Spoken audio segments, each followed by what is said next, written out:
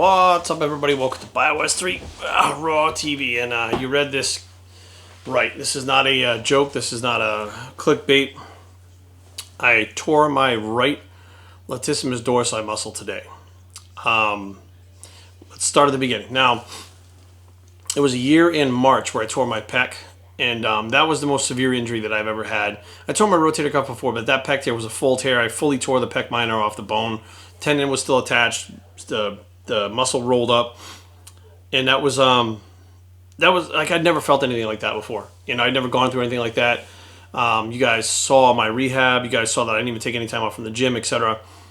And it took me a year, almost a year. Literally, the last week, I finally have been feeling better to where I feel like the pec is healed enough where I can do some exercises that I haven't really been doing.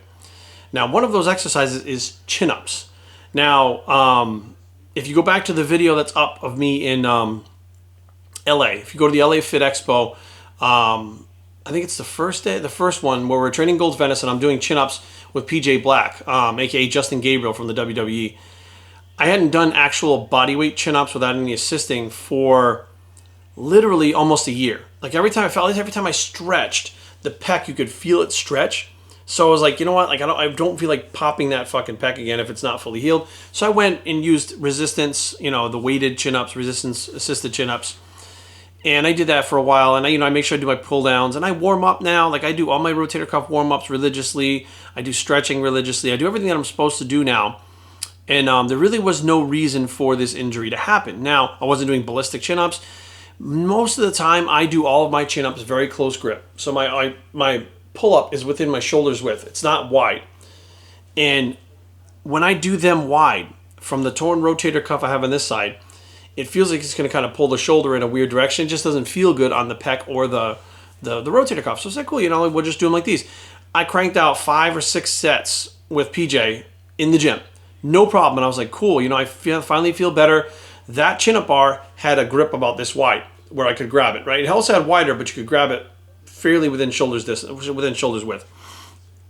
So walking into the gym today, of course, is the 1-year anniversary of GIFD Labs, which I was so excited about. Actually, I completely forgot, and Aaron and I were talking about it's the 1st of February. We're only got 11 months left of the year now. One's already gone. Like, this is crazy how fast time is going by. And then I was like, wait a minute. Holy shit, today's the 1st. It's GIFD Labs' birthday. It's our anniversary. We made it the first year. Like, that is a milestone for most businesses that many of them don't make it the first year. They're out of business within the first year, and we're not in debt. We're making money. Everything is cool. I'm like, this is something to be excited about. Something like, not only am I excited to get to the gym and train back because I can do chins again. I had a couple new exercises I wanted to try, very functional stuff. So I was like, cool. So I get in the gym. I warm up my rotator cuffs. I get to meet Matt Friedman, who's actually one of my online clients, who's actually at my gym training today for the first time, which was awesome. He was doing legs. He was in there fucking killing it. I felt motivated. So I do all my warm-ups, I do my stretching, I go over to the chin-up bar, I step up on the thing, I grab the hand grips, and as I grab my notice, I hate this fucking machine at Export Fitness, I hate it, but I wind up using it because it's the only assisted machine, weight-assisted machine that we have there. And I should be just using a rubber band or a fucking lifting band and just doing them on a regular thing. But it was busy in the other area, I was like, fuck, I don't feel like fighting for that thing. I'll just go over here. I use this one with the assisted. I just won't use the assisted, machine. I'll just won't use the weight. So I put the fucking thing up, the knee pad up. I get up there and I get on the fucking thing, and I fucking grab the handles. I slowly put my feet down and extend my arms so I'm stretched. I say, oh, it feels good. So I pull up, I squeeze, I stop for the second, I come down, I pull up, second rep, squeeze, feels good. Third rep, down, pull up, snap. I was like, what the fuck? And it felt just like my fucking pec. I felt it fucking like right across, right up. I was like, holy shit. So I drop off and I fucking pain, like more pain than my pec. I was like, fuck. So I walk across the gym. Erin's working out and she looks up at me and I have this look on my face. She's like, what's the matter? I said, I fucking just tore my lat. And she was like, stop it. Like she thought I was fucking around. So I went in the locker room. I took my shirt off. It's starting to swell. Really no bruising, but I'm like, son of a bitch, I tore my fucking lat. So I'm like in the fucking locker room trying to do a 1-arm row with my fucking headphones just to see like what the range of motion was, if I could fucking move it correctly, if that little bit of resistance would hurt. And it did. It hurt. Just lifting my headphones hurt. I was like, shit. So I go back out there and said, I'm going to do some cardio. Erin, just finish your workout. I'm just going to do cardio for like an hour while you're doing that. So I start walking on the treadmill and it starts aching from my shoulder hanging. I'm like, son of a bitch. And I can feel, what's interesting now is just 3 reps. My other lat was pumped too. So my lat's actually got a good pump, but I'm feeling it filling with fluid. So I'm like, shit. So now I'm starting to think like, here we go again. Like, you know, I was finally literally just getting back in the groove. I haven't been able to train. I'll be 100% honest with you guys. For the last year, I've been in a bad place. I don't feel like I can push my body to look the way that I like and want to look. And I get made fun of. People make fun of me all the time. You look like shit. You look like a melted candle. You look like fucking melted wax. You fucking suck. You're old, this, that, which is all true, right? My physique is nowhere near what it once was, but I know it can be better, but I have to be able to train. And to be able to train, you cannot be tearing body parts and shit. And it's not like my form was bad. My pec, I know why. My elbows rose as I went to press. I understand there's a breakdown of form there. But this time I really couldn't figure out what was going on. And it took me a minute, you know, to really kind of, I had to come home and I was in a bad place, guys. I was very upset. I was like, I have just fucking had it. Like, I don't, the pain that I was in was worse than what was happening to my pec. And I'm like, I'm just tired of being in pain. Like, many of you out there in pain, you guys take painkillers. I take nothing. Like, I can't take those things. So I didn't even go to the hospital because the tear, they're not going to be able to do anything. So I'm like, let me see how it is in the morning. We'll go to the hospital if it, you know, if it really bleeds and stuff, we'll go get it checked out. Because they basically just with my pec, they said, okay, you know, they did an x-ray. They're like, yep, it's torn. All right, go see a fucking orthopedic on, you know, like in 10 days or whatever. So I was like, fuck, they're not going to do shit. I can't get painkillers, so let's just go home and I'll rest it. So I came home and I actually laid on the side that it tore. And the reason why I laid on it was going to give some compression, which rest, ice, compression, elevation. So I sat on the couch, kind of lifted up, put some compression on it, laid on it. I couldn't get my arm past this. Like, I can do this one like this. This one was stopping about here. Like, I couldn't get anywhere up there. So after doing the compression, I can get it almost, like it's about almost, not quite all the way up there, which was a good sign. So I was like, shit, okay, my range of motion is coming back already from the compression. It's painful, but it's not, it's a different type of pain than my fucking pec. Like, what the hell? It's a muscle, right? It should feel the same.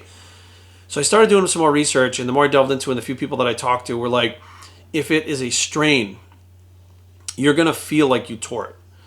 But it's not going to swell up as bad. It's not going to black and blue. But you're going to feel like you tore it. You're going to hear it. You're going to fucking feel that same sensation that you felt in your pec. But like a grade 1 strain is not going to have the same effect as the pec. It's not going to take that long to heal. Again, like chin-ups are probably not something I should be doing anymore. So it's like bench presses and chin-ups.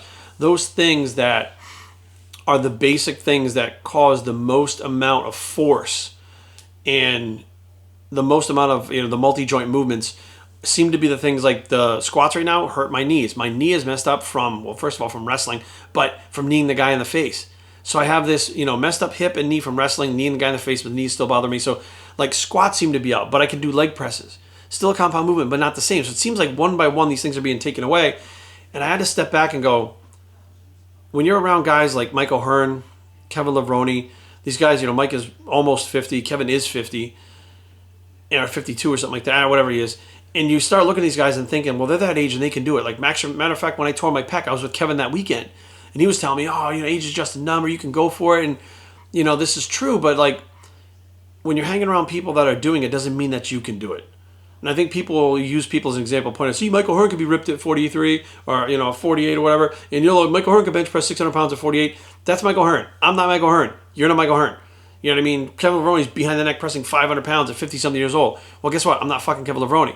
And when you start buying into the stuff that, you know, you see these superhuman people doing this stuff, you start thinking, wow, you know, I can just, matter of fact, Kevin the Hulk Washington, I was with him this weekend, tell me the story how he tore his pec. He has the same pec tear I have. He still benches 400 pounds. Matter of fact, I think he did 225, 63 or either 63 or 67 times at Iron Wars.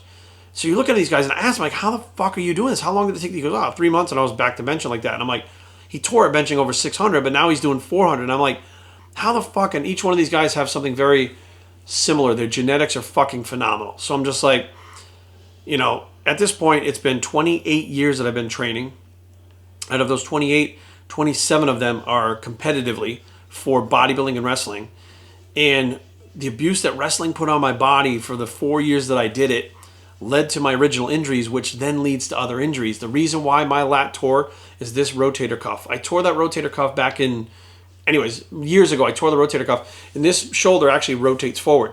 There's nothing I can do about it. No matter what kind of strengthening exercise I do, it's not going to fucking change unless I physically pull it back, which because it feels weird and you don't remember all the time, it rolls forward again. That imbalance in that shoulder when my arms are out wide causes that muscle in my lat, that band in my lat to stretch. So what I did was actually put the other arm up and feel. I was like, you know what, this one's fine. When I put the other arm up, I'm like, fuck, it's totally different because the rotator cuff rotates the shoulder forward.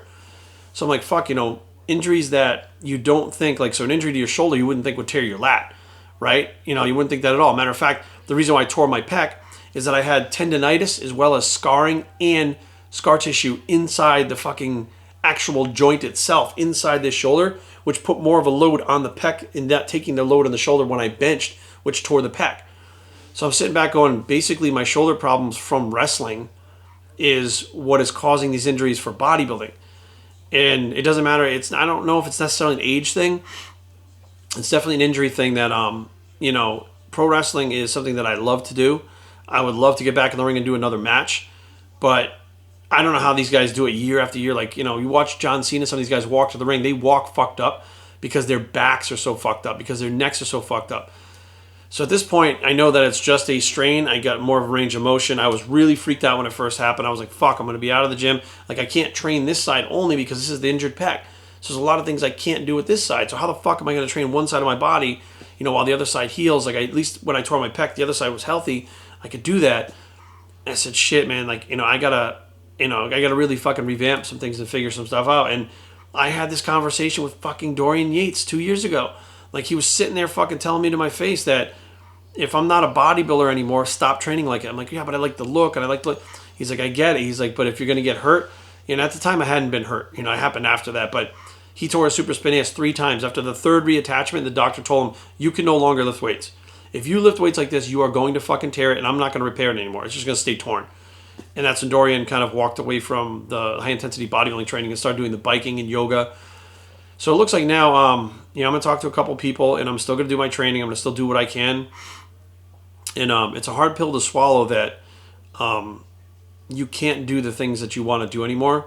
And it's not because of form. It's not because of lack of knowledge. It's because that you beat your body up doing another sport that really has nothing to do with what you're doing now, which a lot of people played football when they were younger, tore up their knees, and then they had problems squatting when they became a bodybuilder. So it's like there's this thing I used to always tell my competitors: if you're going to be a bodybuilder and you're competing, I don't want you going on ski trips.